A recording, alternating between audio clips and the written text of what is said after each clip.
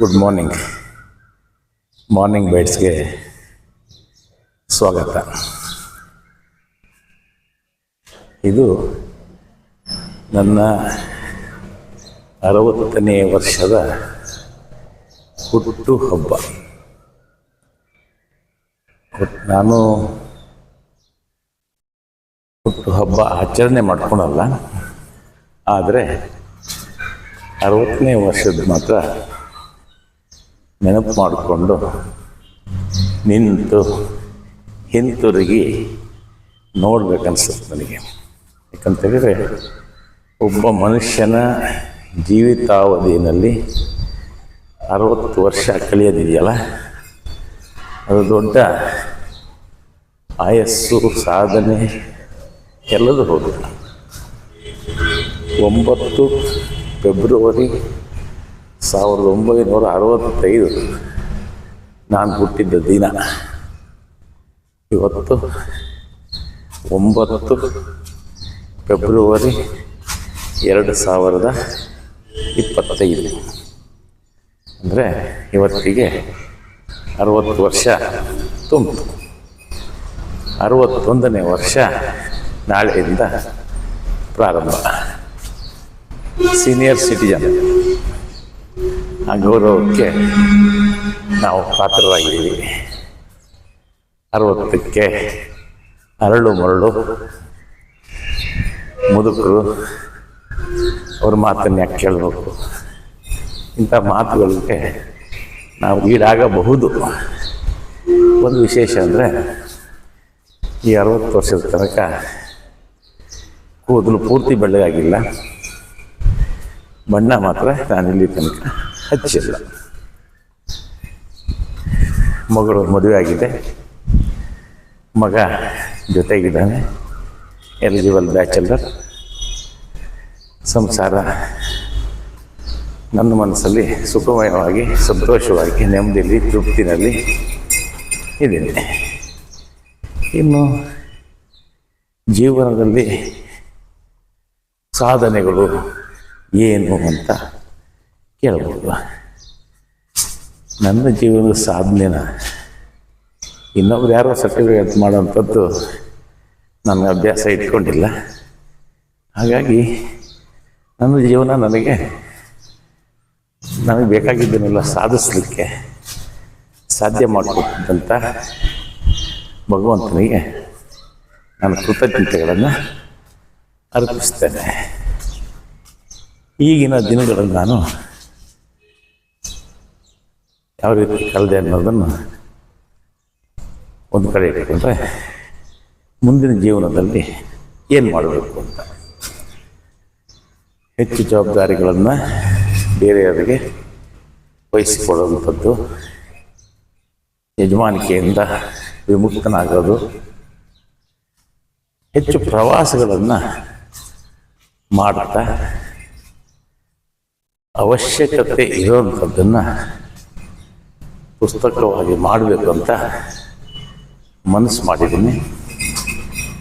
ಜೊತೆಗೆ ಆರ್ಥಿಕ ಮಟ್ಟ, ಬಡ್ಜೆಟ್ ಎಲ್ಲರೂ ಸರಿಯಾದರೆ ಕೆಲವೊಂದು ಡಾಕ್ಯುಮೆಂಟ್ರಿಗಳನ್ನು ಮಾಡಬೇಕು.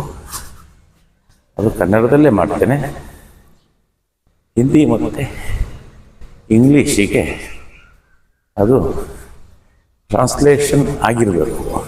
ಆ ಮೂಲಕ ನಾನು ಮಾಡುವ ಡಾಕ್ಯುಮೆಂಟ್ರಿ ದೇಶಕ್ಕೆ ಅಂತಾರಾಷ್ಟ್ರೀಯ ಮಟ್ಟದಲ್ಲಿ ಅದು ಜನರಿಗೆ ತಲುಪಬೇಕು ಅನ್ನೋಂಥ ಉದ್ದೇಶದ ಡಾಕ್ಯುಮೆಂಟ್ರಿ. ಅದು ಯಾವುದೇ ಪ್ರೇಮ ಕಥೆ, ಹಾಸ್ಯ ಆ ರೀತಿ ಡಾಕ್ಯುಮೆಂಟ್ರಿ ಅಲ್ಲ, ಸಾಮಾಜಿಕ ಸಮಸ್ಯೆಯ ಡಾಕ್ಯುಮೆಂಟ್ರಿಗಳನ್ನು ಮಾಡುವಂಥ ತಯಾರಿ ಮಾಡಬೇಕು. ಸ್ಕ್ರಿಪ್ಟ್ ಕೆಲವು ರೆಡಿಯಾಗಿದೆ, ಹಣ ಕೂಡ ಪಾವತಿ ಮಾಡಿ ಒಳ್ಳೆಯ ನಿರ್ದೇಶಕರುಗಳಿಂದ ತಯಾರು ಮಾಡಿಸಿದ್ದೀನಿ. ಬಟ್ ಇನ್ನದು ಶೂಟಿಂಗ್ ಹೋಗಬೇಕು. 61ನೇ ವಯಸ್ಸಿನೊಳಗಾಗುತ್ತೋ 62ನೇ ವಯಸ್ಸಿಗಾಗುತ್ತೋ ಗೊತ್ತಿಲ್ಲ. ಇದಿಷ್ಟು ಗುರಿಗಳ ಜೊತೆಗೆ ಒಂದು ಸಂತೋಷ ಅಂದರೆ ನಾನು ನನ್ನ ಇವತ್ತಿನ ತೂಕ 103 kg. ಇದು 25 ವರ್ಷದ ಹಿಂದಿನ ತೂಕ. ನಾನು ದೊಡ್ಡ ಸಾಧನೆ ಅಂತ ಹೇಳಿದರೆ, ನನ್ನಷ್ಟಕ್ಕೆ ನನಗೆ ನನ್ನ ಆರೋಗ್ಯಕ್ಕೆ ಹೇಳಿದರೆ 145 kgಯಿಂದ 103 kgಗೆ ನಾನು ನನ್ನ ತೂಕವನ್ನು ಇಳಿಸ್ಕೊಂಡಿರೋದು, ಸ್ಥೂಲಕಾಯ ನಿವಾರಣೆ ಮಾಡ್ಕೊಂಡಿರೋದು, ಬೊಜ್ಜು ನಿವಾರಣೆ ಮಾಡ್ಕೊಂಡಿರೋದು, ಡಯಾಬಿಟಿಸ್ ಆಲ್ಮೋಸ್ಟ್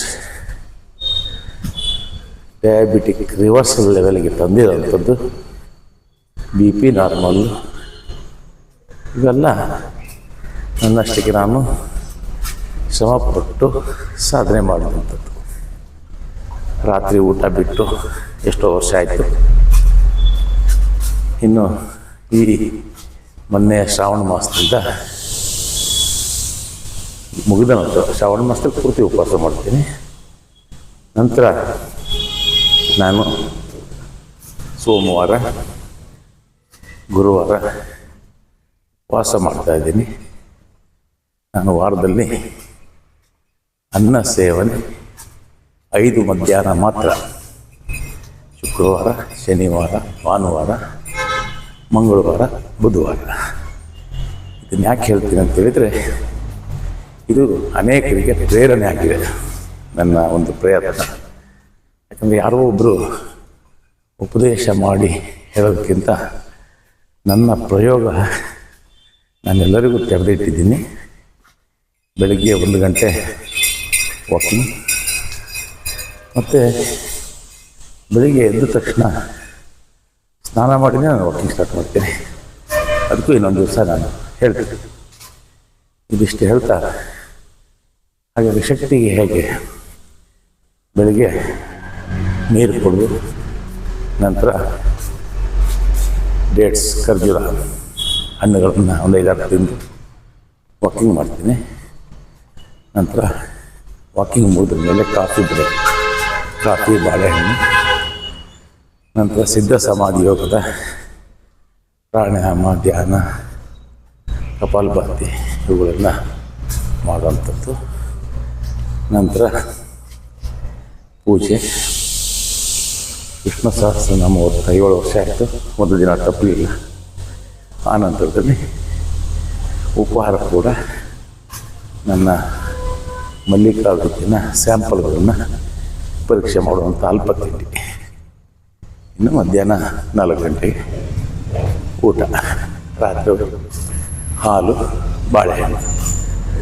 ನಾನೀಗ ಒಂದು ಕಾಲದಲ್ಲಿ ಡಯಾಬಿಟಿಸ್ಗೆ ಬೆಳಗ್ಗೆ 20 ಯೂನಿಟ್ಟು, 10 ಯೂನಿಟ್ಟು, 15 ಯೂನಿಟ್ಟು ಇನ್ಸುಲಿನ್ ತೊಗೊತಿದ್ದೆ. ಸಂಜೆ ಕೂಡ ತಗೊಂಡು 2 ಹೊತ್ತು ತೊಗೊಳ್ಳೋಂಥ ಕಾಲ ಬಂದಿತ್ತು. ಈಗ ಇನ್ಸುಲಿನ್ ಇಲ್ಲ. ಖ್ಯಾತ ಡಯಾಬಿಟಿಕ್ ಸರ್ಜನ್ ತಜ್ಞ ಡಾಕ್ಟರ್ ಪ್ರೀತಮ್ ಶಿವಮೊಗ್ಗ ಇವರ ಸಲಹೆಯ ಮೇರೆಗೆ ಡಯಾಬಿಟಿಕ್ ರಿವರ್ಸಲ್ಗೆ ಪ್ರಯತ್ನದಲ್ಲಿದ್ದೀನಿ. ನಾನು ಆಲ್ಮೋಸ್ಟ್ 90% ನಾನು ಸಕ್ಸಸ್ ಆಗ್ತಾಯಿದ್ದೀನಿ ಅಂತ ಅನಿಸುತ್ತೆ. ಈಗ ನಾನು ಕೆಲವು ಮಾತ್ರೆಗಳು ಮಾತ್ರ ಬಳಸ್ತಾ ಇದ್ದೀನಿ, ಸಿಹಿ ತಿಂತಾಯಿದ್ದೀನಿ. ಆ ಸಿಹಿ ತಿಂದರೂ ಕೂಡ ನನಗೆ ಡಯಾಬಿಟಿಸ್ ಜಾಸ್ತಿ ಆಗ್ತಿಲ್ಲ. ಇದಿಷ್ಟನ್ನು ನನ್ನ 60ನೇ ವರ್ಷದ ಆಯಸ್ಸು ಮುಗಿಸಿದ ನಂತರದಲ್ಲಿ 60ನೇ ವರ್ಷದ ಹುಟ್ಟುಹಬ್ಬದಲ್ಲಿ ನಿಮ್ಮೊಡನೆ ಹಂಚಿಕೊಳ್ಳೋಕ್ಕೆ ಇಷ್ಟಪಡ್ತೀನಿ. ನಮ್ಮೆಲ್ಲ ಮಾಹಿತಿಗಳು ಉಪಯುಕ್ತ ಆದರೆ ಮಾತ್ರ, ಕೆಲವರಿಗೆ ಪ್ರೇರಣೆ ಆದರೆ ಮಾತ್ರ ಈ ಶ್ರಮಗಳು ಸಾರ್ಥಕ ಅನ್ನೋದು ಹೇಳ್ತಾ, ಎಲ್ಲದೂ ಸರಿ ಇದ್ದರೆ ಮುಂದಿನ ವರ್ಷದ 61ನೇ ವರ್ಷದ ಹುಟ್ಟುಹಬ್ಬದಲ್ಲಿ ನೆನಪು ಮಾಡ್ಕೊಳ್ಳೋಣ ಅಂತ ಹೇಳ್ತಾ, ಇವತ್ತಿನ ಮಾರ್ನಿಂಗ್ ಬೈಟ್ಸನ್ನು ಮುಕ್ತಾಯ ಮಾಡೋಕ್ಕಿಂತ ಮುಂಚೆ ಇನ್ನೊಂದು ಹೇಳ್ತೀನಿ. ಯಾವುದೇ ಅಭ್ಯಾಸನ ಆರಂಭ ಶುರುದಲ್ಲಿ ಪ್ರಾರಂಭ ಮಾಡಿ ದಿಢೀರ್ ಮುಕ್ತಾಯ ಮಾಡಿ, ಶುರು ಮಾಡೋಕ್ಕಿಂತ ಮುಂಚೆ ಹಲವು ಬಾರಿ ಯೋಚನೆ ಮಾಡಿ ಪ್ರಾರಂಭ ಮಾಡಿ. ಊಟ, ಉಪವಾಸ, ವಾಕಿಂಗ್, ವ್ಯಾಯಾಮ, ಜೀವನ ಶೈಲಿ ಬಗ್ಗೆ ನಾನು ಹೇಳ್ತಾ ಇರೋದು. ಅದು ನಿರಂತರವಾಗಿ ಪ್ರಾರಂಭ ಆಗಲಿ. ವಾಕಿಂಗ್ ಮಾಡೋದಿಗೂ ಅಷ್ಟು ನನ್ನ ಕಿವಿ ಮಾತು. ದಿನ 5 ನಿಮಿಷ ಸ್ಟಾರ್ಟ್ ಮಾಡಿ. ಕೆಲವು ದಿನಗಳಾದ್ರ ಮೇಲೆ ನೀವು ಫಿಟ್ನೆಸ್ ಅನಿಸಿದರೆ 10 ನಿಮಿಷಕ್ಕೆ ಜಾಸ್ತಿ ಮಾಡಿ. ಆಮೇಲೆ ಕ್ರಮೇಣ ಅದನ್ನು 1 ಗಂಟೆಗೆ ತಗೊಂಡೋಗಿ.